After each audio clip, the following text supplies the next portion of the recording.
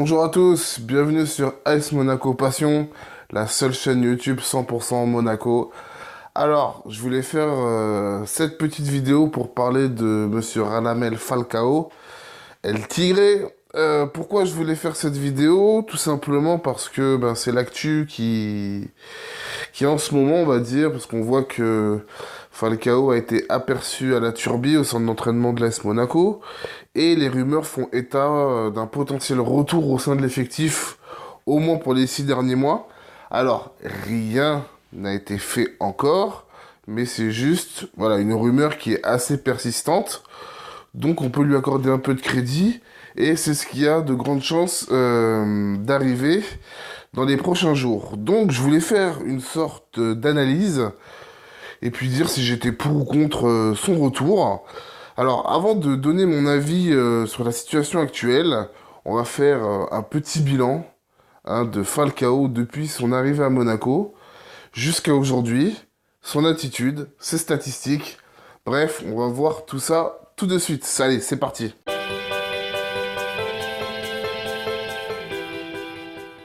Nous sommes à la fin de l'été. Nous venons de remporter le titre de Ligue 2. Même si une troisième place nous aurait suffi pour monter. Mais on rentre avec ce titre de Ligue 2 et on s'apprête à jouer la Ligue 1 la saison prochaine avec de grosses ambitions.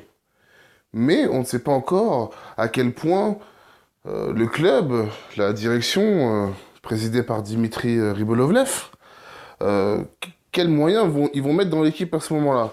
Et on se retrouve... Je me rappelle, c'était la soirée où vous avez invité les joueurs pour fêter le titre. D'ailleurs, je crois qu'il y avait Akon qui chantait ce soir-là. Bon, je n'y étais pas, hein, mais bon, je suivais ça de très près. Et on apprend quoi? On apprend quoi? Coup de théâtre dans le football mondial. Radamel Falcao de l'Atlético Madrid, qui venait de mettre 27 buts en championnat, signe à l'AS Monaco. Alors là, c'est la stupeur. On est tous supporters bouche bée, c'est très simple. C'est la plus grande star qu'on ait réussi à faire signer à l'AS Monaco. Oui, je le dis, et je sais très bien tous les joueurs qui sont passés par Monaco, mais il y a beaucoup de joueurs qui sont devenus des stars après être passés par Monaco. C'est dur de faire venir un joueur confirmé qui aurait pu, à l'époque, jouer dans n'importe quel club du monde. N'importe quel club, il aurait été titulaire. Quand on a pris Falcao, je peux vous dire qu'on a fait des jaloux dans le football mondial. Ça, c'est clair et net. Et moi, le premier, quand j'ai vu ça, j'étais mais complètement choqué. Et on se retrouve, donc, à voir Falcao. Et ce n'est pas tout, parce que cet été-là, on a eu Rames, on a eu Toulalan, on a eu Moutinho, etc. On s'est fait vraiment un effectif de malade. Mais, faut pas se mentir, à ce moment précis, c'est Falcao, voilà, qui nous rend tous fous. Hein, on était alors là, je crois que là, alors, la vague de nouveaux supporters est apparue. Tout le monde voulait être supporter de Monaco. On était le concurrent principal du PSG, etc. Donc maintenant, on va se centrer sur Falcao et sur ses 6 premiers mois au sein de l'AS Monaco, qui ont été plutôt bons. Pas exceptionnels, pas mauvais, juste bons. Ce qui m'a marqué, c'est que il avait vraiment un sens du placement. Par exemple, son premier but qui marque à Bordeaux, ou son but de renard où il égalise face au PSG, c'était quand même un joueur qui était là quand même dans les grands rendez-vous. On pouvait compter sur lui dans les grands matchs. Il était là.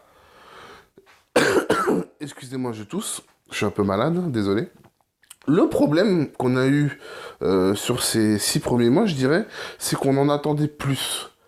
Je me rappelle d'une course qu'il avait fait à l'Atlético Madrid où il avait mis un but extraordinaire au Nou Camp, où il part du milieu de terrain. Je vous invite à regarder ce but sur YouTube, qu'il a mis la saison juste avant de venir à Monaco. Vous voyez, on attendait de voir faire ces choses-là, et pourtant, il ne les a pas faites. Donc on était, en tout cas moi, peut-être un peu déçu. Alors est-ce que je le voyais trop beau? Mais je ne crois pas, parce que c'était vraiment son niveau, c'était vraiment ce qu'il était capable de faire. Alors pourquoi Monaco il n'a pas su reproduire ce genre de performance, ce genre de but d'anthologie voilà, je ne sais pas.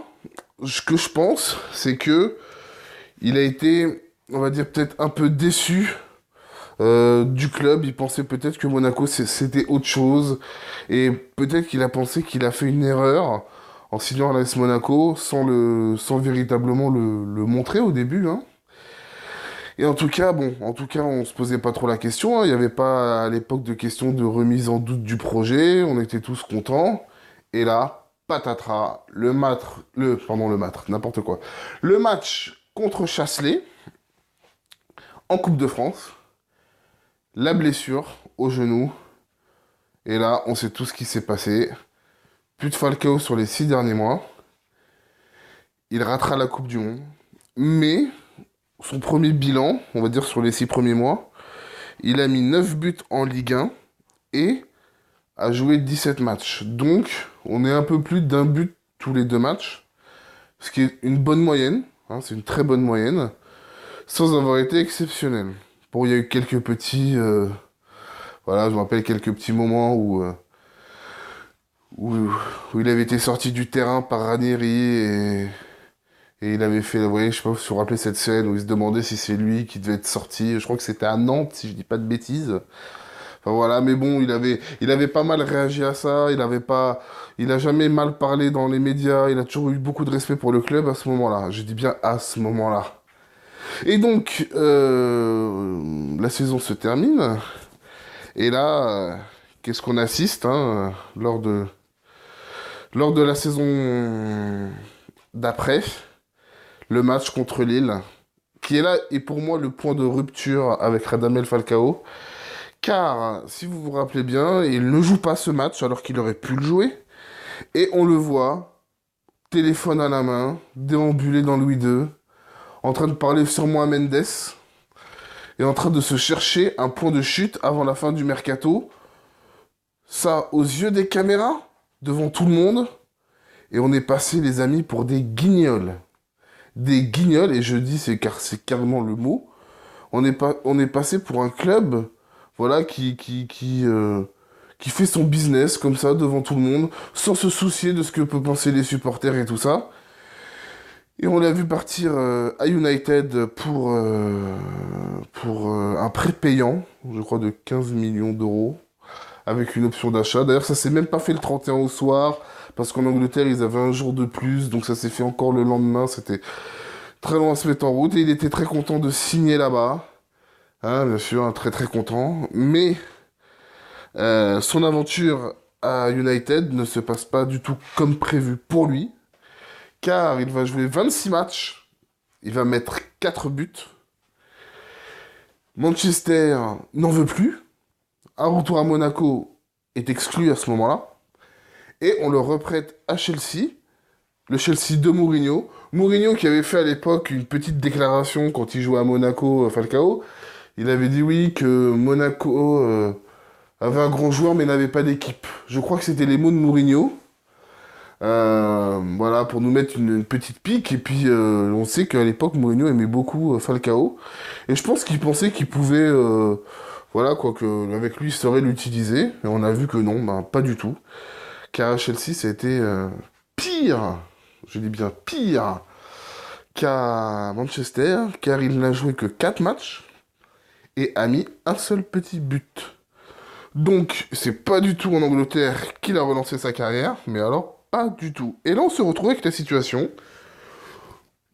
Apparemment, peut-être que Gus Hiddink, le nouvel entraîneur de Chelsea, ne voudrait pas de Falcao. Enfin, on ne sait pas vraiment la raison. Et il serait peut-être de retour à Monaco. Pourquoi? Alors justement, pourquoi les dirigeants penseraient à ça? Alors que leur objectif, c'est quand même ben, de dégraisser un peu la masse salariale. Moi, je pense qu'ils veulent essayer de le relancer 6 mois, le faire jouer, le faire planter, pour essayer peut-être de récupérer ce qui pourra encore être récupéré financièrement sur Falcao.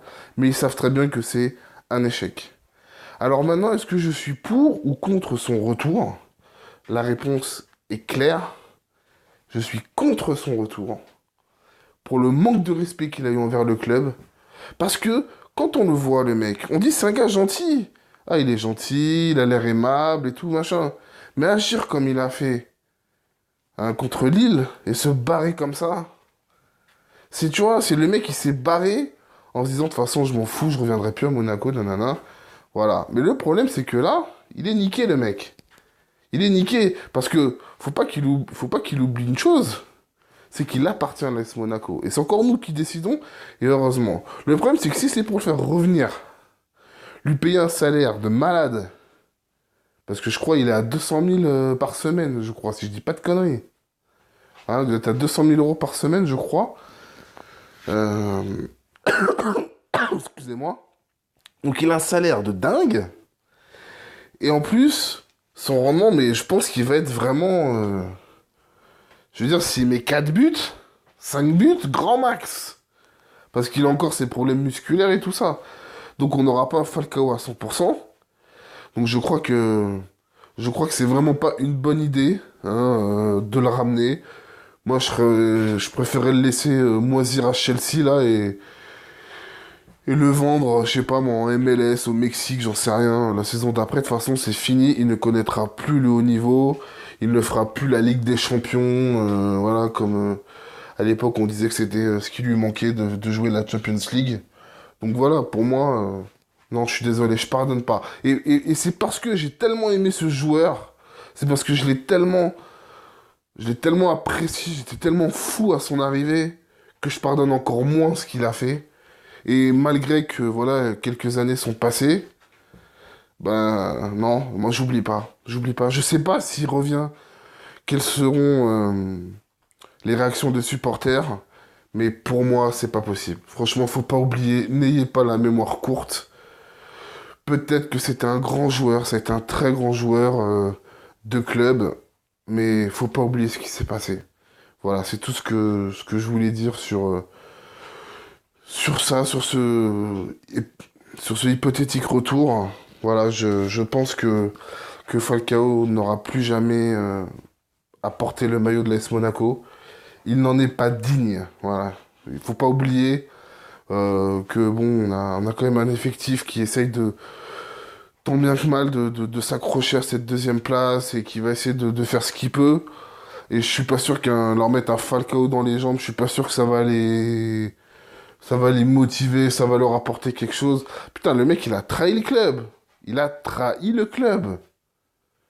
Donc, vous croyez qu'il aura le respect de Moutinho, de Toulalan, tout ça? Je suis pas sûr, hein. Ils vont pas le regarder avec des grands yeux. Ah, sauve-nous, Falcao, heureusement que t'es là, hein. Tu vas nous mettre les buts, hein. Ah, je suis persuadé que ça sera pas ça. Moi, je pense que pour le groupe, ça peut que foutre la merde de le faire revenir. Voilà, c'est ce que je pense. Donc, est-ce qu'il va revenir ou pas? On le saura dans les prochains jours. Mais moi, en tout cas, je suis contre, pour toutes les raisons que j'ai évoquées précédemment. En tout cas, voilà, c'était petite vidéo, voilà, petit coup de gueule sur cette rumeur. Voilà, je voulais la faire partager avec vous. N'hésitez pas à commenter. Est-ce que vous êtes pour ou contre un retour de Falcao à l'AS Monaco? Est-ce que vous lui pardonnez? Est-ce que vous ne lui pardonnez pas ce qu'il a fait? Voilà. En tout cas, n'hésitez pas à commenter, à vous abonner, à liker. En tout cas, nous, on se retrouve samedi pour l'après-match de Monaco en championnat, samedi soir, donc match à 20 h. Suivi vers 22 h, voilà, avant minuit, vous devrez avoir ça normalement. En tout cas, d'ici là, portez-vous bien. Et je vous dis à samedi soir. Ciao.